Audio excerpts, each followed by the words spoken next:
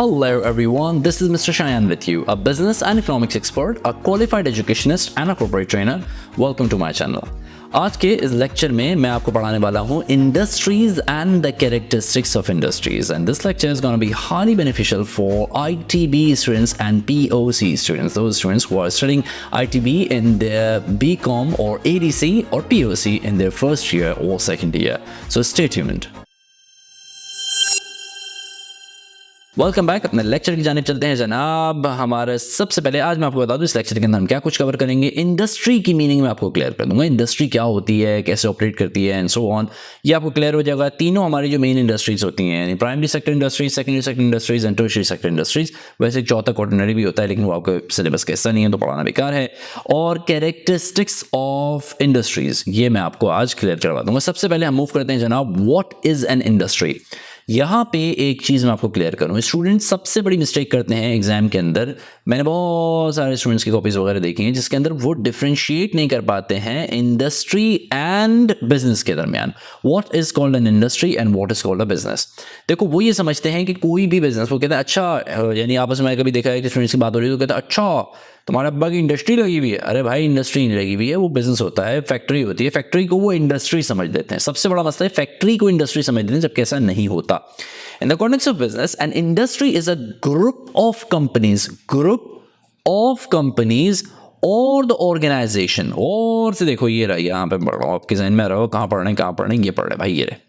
देखो industry refers to the group of companies, यानी बहुत सारी कंपनीज का मजमुआ या organisations that involve in producing similar type of products or providing similar services।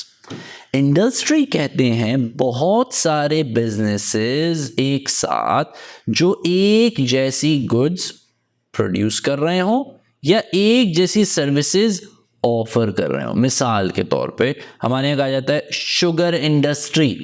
इसका मतलब ये नहीं होता कि जनाब सिर्फ जो है वो हमारे किसी एक स्पेसिफिक शख्स की या किसी साहब की जो शुगर फैक्ट्री है उसको इंडस्ट्री नहीं। शुगर इंडस्ट्री का मतलब क्या है कि पाकिस्तान में मिसाल के तौर पर शुगर की जितनी फैक्ट्रीज हैं, यानी चीनी बनाने की जितनी कंपनीज हैं, जितनी फैक्ट्रीज हैं, वो 100 हैं, 200 हैं, 300 हैं, 400 हैं, 500 हैं, 1000 हैं, वो सारी मिला के इंडस्ट्री कहलाती है। सारी मिला के, क्योंकि उनका इकोनॉमिक कंट्रीब्यूशन है और वो सारी सिमिलर एक ही चीज़ को ऑफर कर रही हैं, वो है आपकी शुगर। इसी तरह आपकी ऑटोमोबाइल इंडस्ट्री है, अभी ये हम आगे जाके पढ़ेंगे। गाड़ियों वगैरह की इंडस्ट्री है, मोबाइल फ़ोन इंडस्ट्री है।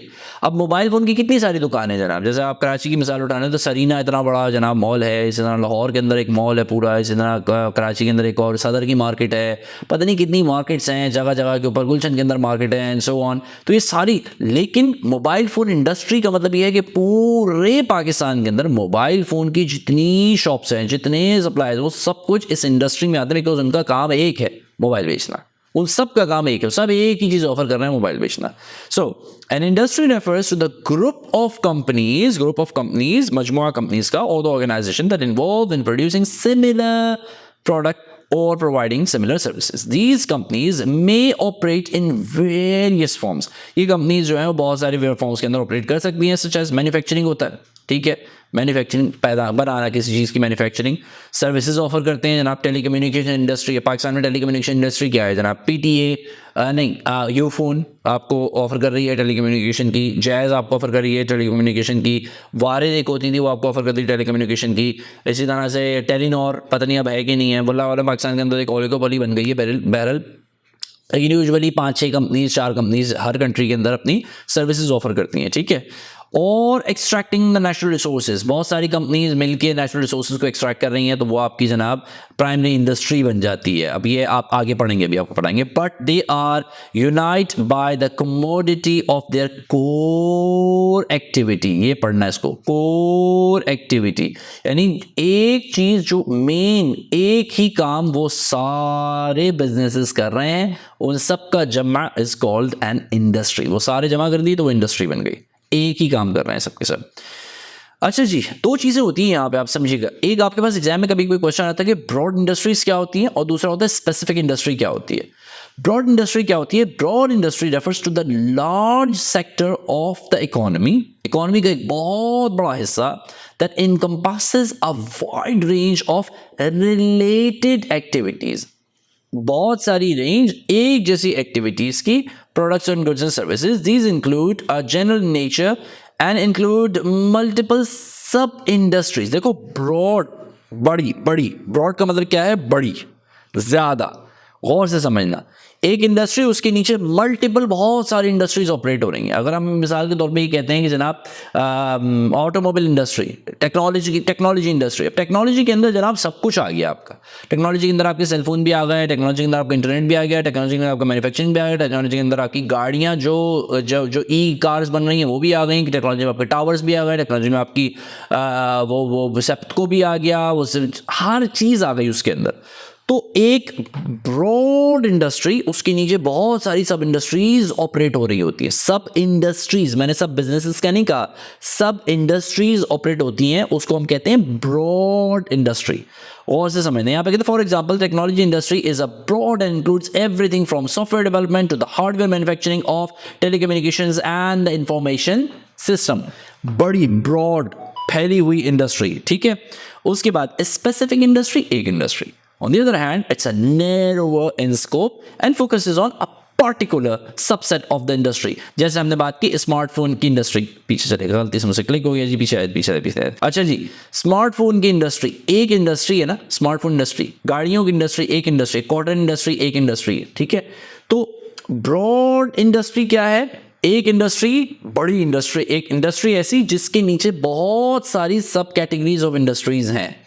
और स्पेसिफिक इंडस्ट्री उनमें से कोई एक industry, that's called a specific industry. तो आपके पास ये क्वेश्चन आया था कभी कभी जो पूछते हैं ब्रॉड इंडस्ट्री और स्पेसिफिक इंडस्ट्री क्या होती है, तो मैंने आपको ये समझा दिया. ठीक है. डेफिनेशन यहाँ लिखी हुई है. अगर आपको ये डेफिनेशन चाहिए तो दो सूरतें आपके पास, या तो आप स्क्रीनशॉट ले लें, रोक लें, लिख लें.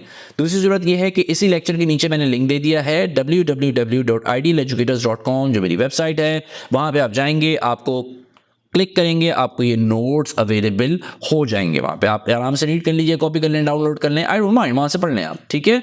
अच्छा जनाब, अब हम बात करेंगे तीन मेन सेक्टर्स इंडस्ट्री से. क्या है तीन मेन सेक्टर्स इंडस्ट्री के? सबसे पहला सेक्टर है जनाब प्राइमरी सेक्टर, दूसरा है secondary industry, and the third is tertiary industry. Primary industry, secondary industry, tertiary industry. मेरे साथ तीन मेन सेक्टर्स ऑफ इंडस्ट्रीज. मेरे साथ रिपीट करो, आगे जाके हम इसको और डिटेल से पढ़ेंगे अगले लेक्चर के अंदर. मेरे साथ रिपीट करो, तीन सेक्टर्स ऑफ इकोनॉमी कौन से हैं? Primary sector, secondary sector, tertiary sector. Basically चार हैं, लेकिन आप लोगों के कोर्स के अंदर तीन है तो तीन ही पढ़े, ज्यादा आगे जाने की जरूरत नहीं है. Three main sectors in the industries. क्या है जनाब? सबसे पहला प्राइमरी सेक्टर. प्राइमरी क्या है? इन्वॉल्व्स एक्सट्रैक्शन, निकालना, and production of raw material, निकालना और पैदा करना, जमीन से निकालना और पैदा करना, यानी ग्रो करना रॉ मटेरियल जो आगे फर्दर इस्तेमाल होता है, जो फर्दर यूटिलाइज होता है, जो फर्दर प्रोसेस होके एक फिनिश गुड बनता है. सच एज फार्मिंग, फार्मिंग के अंदर क्या करते हैं? या तो मछलियाँ पाल रहे हैं, या ज़मीनें आपकी उसको की जा रही हैं. माइनिंग, ज़मीन के अंदर से आप रॉ मटेरियल्स निकालना है. एंड फिशिंग, जो आप फिशिंग करते हैं जनाब, हम नहीं करते हैं, यानी कमर्शियल एक्टिविटी के लिए जो फिशिंग की जा रही है. सो प्राइमरी इंडस्ट्री आपकी क्या है? It involve extraction number one and the production of raw material such as farming, mining and so on. अब ये प्राइमरी, ये बड़ी लंबी डिस्कशन है कि जनाब प्राइमरी इंडस्ट्री क्या होती है, उसको कैसे फैसिलिटेट किया जाता है, उसके अंदर जनाब लोगों को कैसे स्किल्ड किया जाएगा, वो सारे बिजनेस के अलग टॉपिक्स हैं. फॉर एग्जांपल मैंने कहा यहाँ पे oil industry. Oil industry Saudi Arab के अंदर मिसाल के तौर पर ऑयल इंडस्ट्री, उनका काम क्या है? वो ज़मीन के अंदर से ऑयल निकालते हैं, दुनिया को बेचते हैं. It involve extraction of crude oil. इसी तरह पाकिस्तान की मिसाल लेने, हमारे यहाँ क्या होता है, वो फसलें बनती हैं, आटा दुनिया को बेचते हैं, हम चावल दुनिया को बेचते हैं, पता नहीं कितना कितना बेचते हैं, आई डोंट नो, मेरे पास फैक्ट्स एंड फिगर्स नहीं है. तो लिहाजा वो भी एक इंडस्ट्री है, वो पैदा कर रहे हैं, ये एक्सट्रैक्ट कर रहे हैं. Simple thing is that. Secondary industry क्या है? वहां से प्राइमरी से चीज जब आती है और प्रोसेस होती है फाइनल गुड बनने के लिए, that is called a secondary industry. It focuses on manufacturing and construction where the raw materials are transformed into the finished goods. Raw materials कहाँ से आ रहे हैं? ये देखो, ये जो मैंने आपको बताया ना, ये रॉ मटेरियल कहाँ से आ रहा है? रॉ मटेरियल आपका प्राइमरी से आता है. यानी रॉ मटेरियल आपका प्राइमरी सेक्टर से आ रहा है, प्राइमरी सेक्टर इंडस्ट्रीज से आ रहा है। यानी कोई भी चीज़ जो रॉ कंडीशन के अंदर आई उसके बाद उसको प्रोसेस किया फैक्ट्रीज में, उसको प्रोसेस किया गया जनाब, केमिकल मिला के उसको एक फाइनल गुड बना दी गया, that's called a secondary industry. अब सेकेंडरी इंडस्ट्री की रिक्वायरमेंट्स क्या है, गवर्नमेंट को रिक्वायरमेंट कैसे पूरी करनी होती है, उनके अंदर क्या क्या चीज़ रिक्वायर्ड हो, कितने स्किल्स चाहिए, किस तरह से लोग आते हैं, किस तरह से मूवमेंट होती है, ये इस टॉपिक का, ये इस लेक्चर का ये टॉपिक नहीं है। अगले लेक्चर के अंदर होगी वो सारी चीज़, हम डिटेल के साथ पढ़ेंगे। मिसाल के तौर पे ऑटोमोबाइल इंडस्ट्री देखो, ऑटोमोबाइल गाड़ी बन रही है पाकिस्तान के अंदर, सुजुकी का प्लांट है, ऑल्टो बना रहे हैं, तो वो सारा क्या है, लोहा है ना, जो उसमें लोहा यूज़ हो रहा है, जो भी उसके अंदर धात यूज़ हो रही है, मटीरियल यूज़ हो रहा है, वो सारा का सारा कहाँ से आ रहा है, वो आ रहा है पीछे से, वो कहीं से बन के आ रही है चीज़, एम आई राइट। तो वो प्राइमरी सेक्टर से वो चीज़ बनी, वो लोहा आया, वो जिस फॉर्म में भी आया, वो चाइना से आया, वो कहीं से भी आया, उसके बाद पाकिस्तान के अंदर बना, असेंबल हुआ, असेंबल प्लांट तो है आई थिंक पाकिस्तान के अंदर, ठीक है। Where the companies like Ford, ये फोर्ड की मिसाल अमेरिका से उठाई है जनाब, टोयोटा जापान से उठा लिया, and manufacturing part and second industry, यानी ये प्राइमरी से इन्होंने सामान लिया, प्लास्टिक इन्होंने प्राइमरी से उठाया, उसको प्रोसेस किया, डैशबोर्ड बना दिया, लोहा प्राइमरी से उठाया, उसको प्रोसेस किया, गाड़ी की बॉडी बना दी, और उन सबको जमा करके उन्होंने एक गाड़ी बना दी। तो ये फिनिश गुड बन गई प्रोसेस होने के बाद। प्राइमरी मटेरियल को, रॉ मटेरियल को वहाँ से लिया, उसको प्रोसेस किया, उसको फाइनल गुड बना दिया, तो ये आपकी फिनिश गुड के अंदर चली गई। टर्शरी तीसरा सेक्टर है एक इकोनॉमी के अंदर जो इंडस्ट्री है वो है टर्शरी। यहाँ पे क्या होता है, सर्विसेज प्रोवाइड की जाती हैं, ये सर्विसिंग कंसर्न, इसको सर्विस सेक्टर भी कहते हैं, सर्विसिंग कंसर्न सेक्टर भी कहते हैं, which includes businesses that provide services rather than goods. यानी ये वो बिजनेसेस हैं जो सर्विसेज प्रोवाइड करते हैं गुड्स के बजाय। मिसाल के तौर पर हॉस्पिटल्स हैं, एजुकेशन सिस्टम्स हैं, मसाज सेंटर हैं, पाकिस्तान के अंदर बड़ा मसला मसाज सेंटर के बाकी दुनिया के अंदर होते हैं जनाब। इसी तरह से आपके एजुकेशन सिस्टम्स हैं, इसी तरह से आपके कंसल्टेंसी फर्म्स होती हैं, ये सारी आपको सर्विसेज प्रोवाइड करती हैं। Examples include retail, banking, banks आपके जो हैं वो सर्विसेज प्रोवाइड करने वाले ऑर्गेनाइजेशंस हैं, हेल्थ केयर है यानी कि हॉस्पिटल्स हैं। For instance banking industry provide financial services to the individuals and the business. कोई ज़रूरत नहीं मजीद समझने की, टर्शरी समझ आ गई जनाब। आगे बढ़ रहे हैं हम, इंटरडिपेंडेंस। अब देखो हर सेक्टर एक दूसरे के ऊपर इंटरडिपेंडेंट होता है। मिसाल के तौर पे देखो, फॉर एग्जाम्पल स्टील इंडस्ट्री ने स्टील निकाला, रिलाइज ऑन माइनिंग। अब ये स्टील इंडस्ट्री किसके ऊपर रिलाई की हुई है, माइनिंग इंडस्ट्री के ऊपर, के वहाँ से लोहा निकालेंगे from the raw material and then construction industry. उसके बाद ये सारा का सारा लोहा लेके जा रहे हैं ये सेकेंडरी के अंदर, वहाँ पे इसको प्रोसेस कर रहे हैं। अब ये यानी ये अब लोहा निकाल के, अगर प्राइमरी इंडस्ट्री ने सिर्फ लोहा निकाल दिया तो वो क्या करेगी, चार डालेगी उसका, भाई उसको उन्होंने सेकंड इंडस्ट्री को देना ताकि उसको प्रोसेस करें, लोहा बनाए। बाकी तो मटेरियल तो बिल्कुल ऐसी टूटी फूटी फॉर्म के अंदर निकला है ना, तांबे यानी मतलब मट्टी की शक्ल के अंदर निकला है, फिर उसको प्रोसेस करना है, फिर वो लोहा बनेगा जाके। तो ये डिपेंडेंट है किसके ऊपर, सेकेंडरी सेक्टर के ऊपर। फिर वहाँ से ये लोहा चला, अब ये लोहा वहाँ से ट्रांसपोर्टेशन के जरिए आ रहा है बिकने के लिए, तो टर्शरी सेक्टर सर्विसेज प्रोवाइड कर रही है, ट्रांसपोर्टेशन कंपनीज वो इसको ट्रांसपोर्ट कर रहे हैं, ले जाकर उसको रिटेलर्स तक पहुंचा रहे हैं जहाँ पे बिकेगा टर्शरी। उसके बाद इसको कंस्ट्रक्ट किया जा रहा है, फिर यहाँ पे प्राइमरी मटेरियल। तो बेसिकली तीनों सेक्टर जो है, primary sector, secondary sector, tertiary sector, primary industry, secondary industry, tertiary industries, ये तीनों एक दूसरे के ऊपर डिपेंडेंट होती हैं। ठीक है, अच्छा जी, अब हम अंडरस्टैंड करने की कोशिश करेंगे कैरेक्टरिस्टिक्स ऑफ इंडस्ट्रीज। कैरेक्टरिस्टिक्स क्या है, यानी खुसूसियात क्या होती हैं इंडस्ट्रीज की। सबसे पहले खुसूसियात है हमारी 1 2 3 4 5 6 7 8 मेन खुसूसियात हैं। ज़्यादा डिटेल के अंदर नहीं जाऊँगा, जल्दी जल्दी कवर करूँगा ताकि 20 मिनट्स के अंदर लेक्चर को हम खत्म कर सकें। सबसे पहले ये है कि देखो यानी कैरेक्टरिस्टिक्स के अंदर type of product and service. Each industry is defined with the specific product और the service it produces. For example food industry, उसकी अपनी एक शनाख्त है। इसी तरह से जनाब एंटरटेनमेंट इंडस्ट्री, उसकी अपनी शनाख्त है, ड्रामे, गाने, मूवीज़, ये सब कुछ। तो खुसूसियात जो हैं हम इसको स्टडी करेंगे। सबसे पहले लेवल ऑफ कंपटीशन। हर इंडस्ट्री के अंदर कंपटीशन होता है। Industry is very in terms of competition. Some industries like the telecommunication industry they may have few dominant players. देखो हर इंडस्ट्री के अंदर एक कम्युनिकेशन होता है, लेवल ऑफ कम्युनिकेशन, ये पहला इंडस्ट्री की खुसूसियत है। कुछ इंडस्ट्रीज ऐसी होती है जिसमें बहुत ज़्यादा इंटेंस कंपटीशन होता है, कुछ में थोड़ा होता है, कुछ में कम होता है, कुछ में तकरीबन नहीं होता। कुछ के अंदर मोनोपोली बनी हुई होती है, कुछ के अंदर ओलिगोपोली होती है, और कुछ के अंदर फ्री मार्केट होती है। अच्छा, सम इंडस्ट्रीज लाइक मैंने पढ़ा दिया है। अच्छा जनाब, रेस्टोरेंट्स हैं मिसाल के तौर पर, इनके अंदर बहुत इंटेंस कंपटीशन है। आप देखें एक गली के अंदर जनाब आप किसी उस पर चले जाएँ, बंदू खान और वो जो फूड स्ट्रीट है वहाँ आप जाके देखें तो वो लाइन से जो है वो जनाब सारी फूड स्ट्रीट, एक बंदा ही नहीं। मैं तो लास्ट टाइम जब वहाँ था, अल्लाह भैया भैया एक के बाद एक बंदा आ रहा है, एक के बाद एक बंदा आ रहा है, हमारे आ जाओ, हमारे आ जाओ, हमारे इंटेंस कंपटीशन मजा पड़ा हुआ है, आप नहीं जाओ तो एक अजीब सी सूरत है, लगता है मार पिटाई शुरू हो जाएगी आप। Level of competition effect. अच्छा, अब ये जो लेवल ऑफ कंपटीशन है ना, लेवल ऑफ कंपटीशन की वजह से प्राइसेस इफेक्ट होती हैं, इनोवेशन इफेक्ट होती है। हर बंदा चाहता है कि मैं अपनी ऐसी प्राइस ऑफर करूं कि कस्टमर मेरे पास आए। हर बंदा चाहता है मैं ऐसा इनोवेटिव जो है वो इन्वायरमेंट या इनोवेटिव चीज़ प्रोवाइड करूं कि बंदा मेरे पास आए, और कस्टमर सर्विस ऐसी प्रोवाइड करूं कि बंदा मेरे पास आए।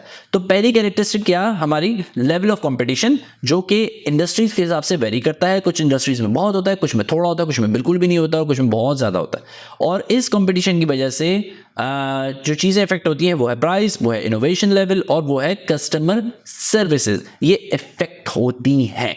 ठीक है, मूव करते हैं कैसे होंगी इसकी डिटेल हम बाद में बनाएंगे। मार्केट स्ट्रक्चर, हर इंडस्ट्री का एक अपना मार्केट स्ट्रक्चर होता है। For an industry refers to organisation of businesses within the industry including the number and the size of the companies, degree of competition and the ease of entry in the new market. आप पाकिस्तान में चले जाएं, आप कहें जी मुझे गाड़ी का brand launch करना है, मैं अपनी गाड़ी यहाँ पे लाना चाहता हूँ, चाइनीज़ कंपनी आना चाहती है, या मैं अपनी टेली कम्युनिकेशन, आपको लग पता जाएगा कितना हार्ड है जनाब वहाँ पे इस किस्म की कोई भी एक्टिविटी करना, क्योंकि इंटेंस कंपटीशन नहीं है वहाँ पे, बल्कि वो ओलिगोपोली बनी हुई है, और वो आपको किसी भी तरह से जो माफियाज हैं वो आपको आने नहीं देंगे।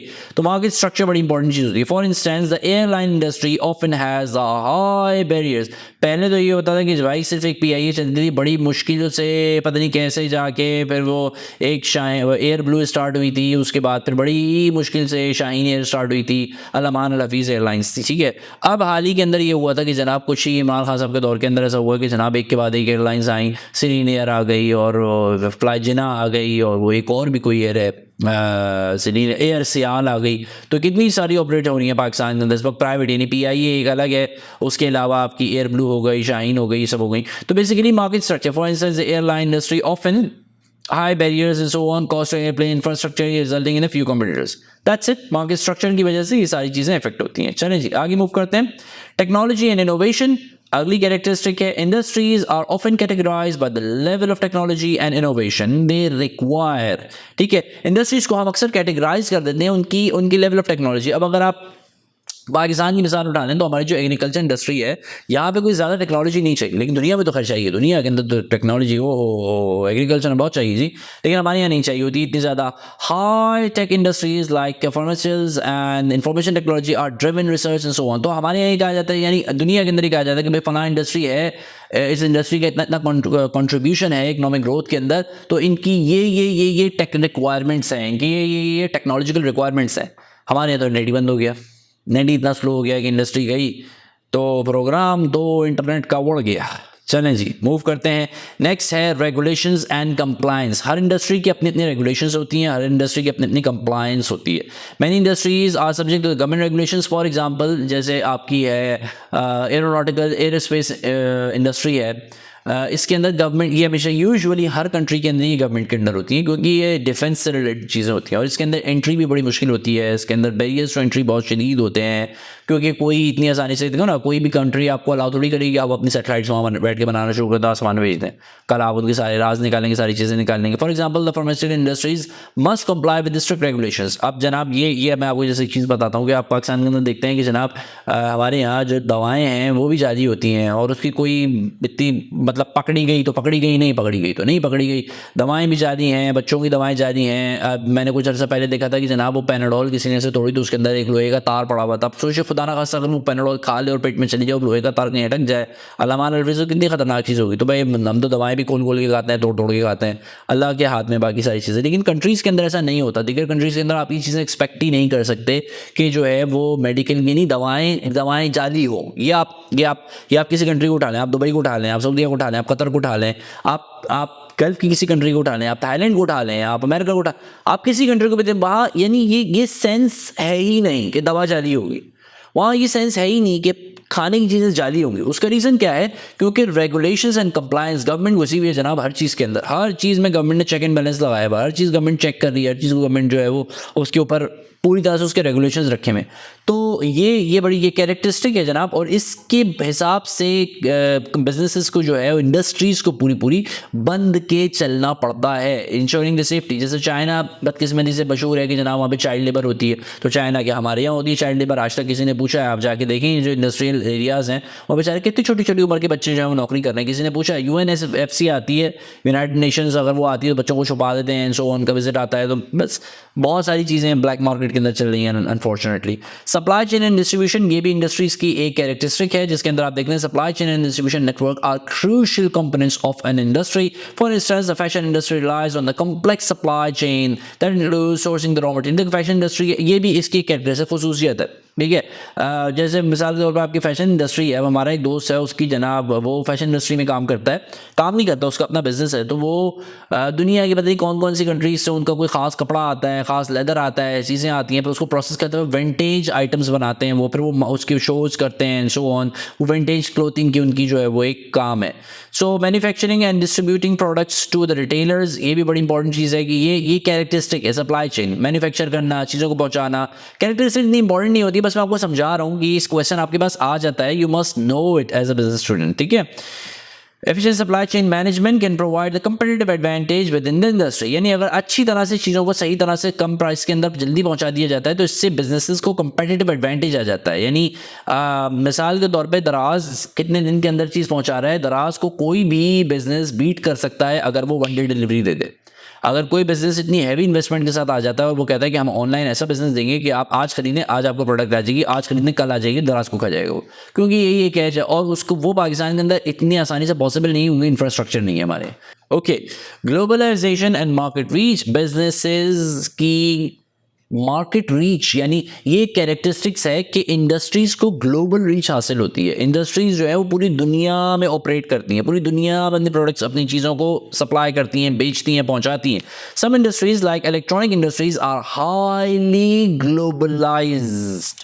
इलेक्ट्रॉनिक इंडस्ट्री जो है वो हाईली ग्लोबलाइज्ड है। कोई भी चीज़ है, ये पड़ा है ना मेरे सामने, ये क्या पाकिस्तान में बना है? नहीं, कहीं दुनिया के किसी हिस्से के अंदर बना है, चाइना में बना है, कोरिया में बना है, वहाँ से हमारे पास आया है। यही लैपटॉप जिसके ऊपर मैं अपना लैपटॉप जिसके अंदर मैं रिकॉर्ड कर रहा हूँ, ये सारी चीज़ें ये आपको पढ़ा रहा हूँ इस बुक में, ये कहाँ है? दुनिया के किसी हिस्से में बना है, फिर मेरे पास आया है। तो ये globalisation is one of the characteristics of industries, ठीक है।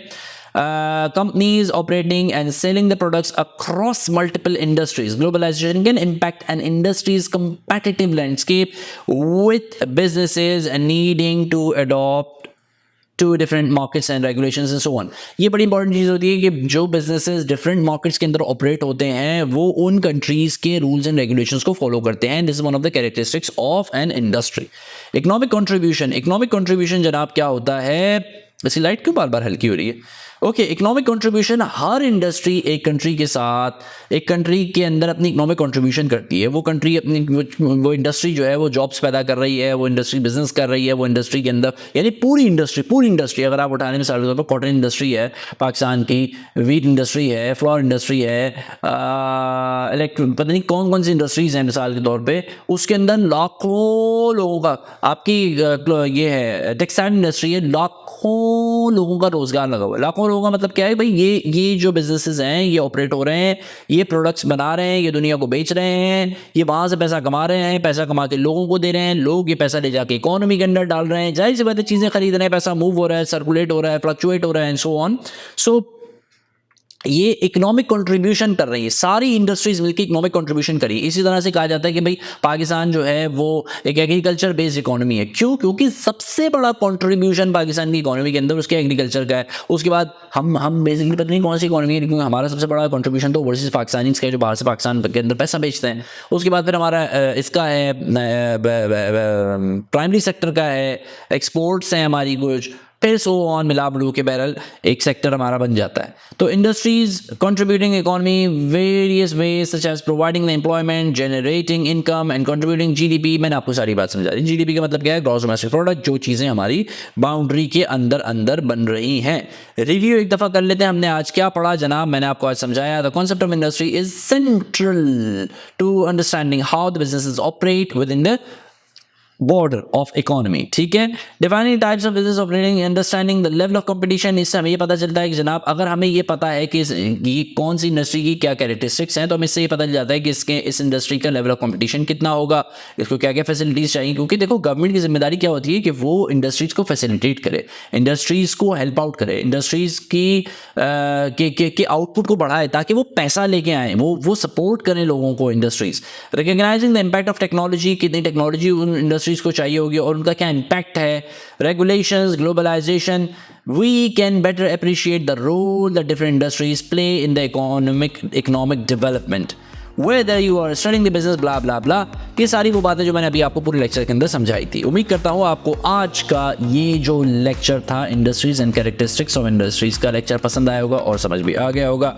अगर आपने मेरे चैनल को अब तक सब्सक्राइब नहीं किया बराए मेहरबानी कर दें, और अगर ऑलरेडी सब्सक्राइब कर चुके हैं दूसरों तक इस चैनल को पहुँचा दें। Best business, economics, marketing, management के लेक्चर्स एंड एजुकेशन ट्रेनिंग्स के लिए इस चैनल से आप लोगों को बहुत फायदा होगा। Thank you so much for watching.